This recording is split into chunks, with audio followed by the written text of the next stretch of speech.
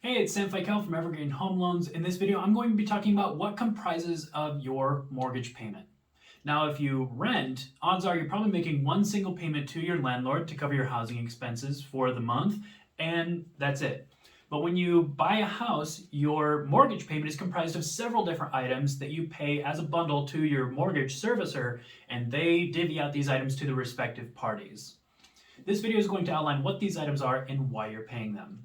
As far as calculating how much these items are, that's a separate video because there's a lot more additional details there. Short answer, you can talk to a loan officer because there's, again, a lot of details there. Or if you'd like, you can install my app, which has a home loan calculator on it. The link to download that is in the description below. Otherwise, let's talk about what comprises of your mortgage payment. The acronym to look out for is PITI, P-I-T-I. It stands for Principal, Interest, Taxes, and Insurance. Sometimes you can tack on an A at the end for association dues, but that really only applies if there's a homeowners association attached to the property. So we usually ignore that until we find out that there's an HOA. As far as what the acronym goes, let's get started. The P stands for principal. This is the amount that goes down to paying your loan down over time. The higher this is, the more you pay down your loan. The I stands for interest, and this is the profit that the lender makes as a result of giving you hundreds of thousands of dollars to buy your house. So this is the lender's profit.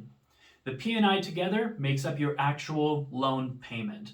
This is what some people refer to as your mortgage, except your mortgage also refers to everything else that's tacked on top of that. But otherwise, your loan payment is going to probably stay fixed over time, especially if you have a 30-year fixed rate mortgage or a 15-year fixed rate mortgage, whatever the term is, right? But 30 is really common, especially in the US.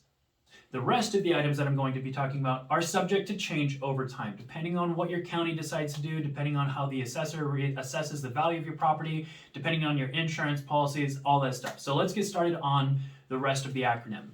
The T stands for taxes, and this is Uncle Sam's requirement for you to contribute to society for owning real estate. Everybody does it. Different counties and different states and different municipalities pay different tax rates based off of the value of your home, and if your home's value goes up over time, then you'll pay more taxes. So this is subject to go up over time.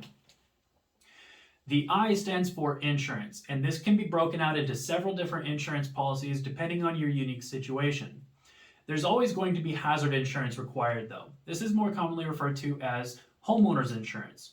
Homeowners insurance covers hazards such as fire, smoke, wind damage, flood damage, that kind of thing, water damage, whatever.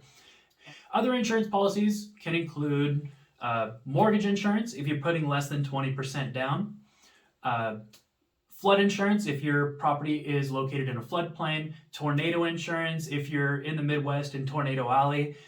If you buy a house on a volcano in Hawaii, then you might be required to pay a separate magma insurance or lava insurance policy. So these insurance policies are just added on top. Like I said, I'm going to go back to mortgage insurance real quick.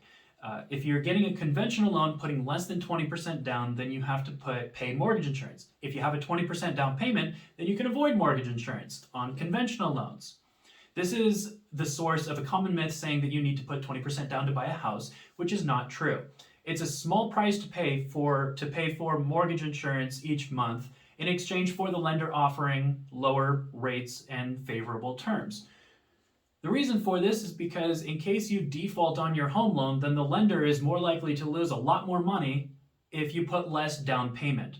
So to incentivize them to offer equally good rates and terms, mortgage insurance companies exist. If you're getting an FHA loan or a USDA loan, the mortgage insurance is going to be there regardless of how much your down payment is. And if you're getting a VA loan, one of the big benefits to VA loans is that there is no mortgage insurance charged each month. So that helps a lot. Lastly, we're going to be talking about the A, association dues. If, like I said before, if there's a homeowner association on the property, then HOAs will have to be included in the monthly payment. So after we figure out the principal and interest, the loan amount, the loan payment, plus taxes, insurance, all of the policies that are required, plus any association dues, that comprises of your PITI payment, your overall mortgage payment, and that's the amount that we use to qualify. And that's the number that we have to fit into your debt to income ratio to make sure that you can qualify for the house that you're looking at. All of these items are moving targets. They can depend on a lot of different factors. So like I said, in another video, I will show you how to calculate this. But for right now, that's what those are and that's why you're paying. I hope that this helped. And if you have any questions, feel free to let me know. I look forward to talking to you soon. Bye-bye.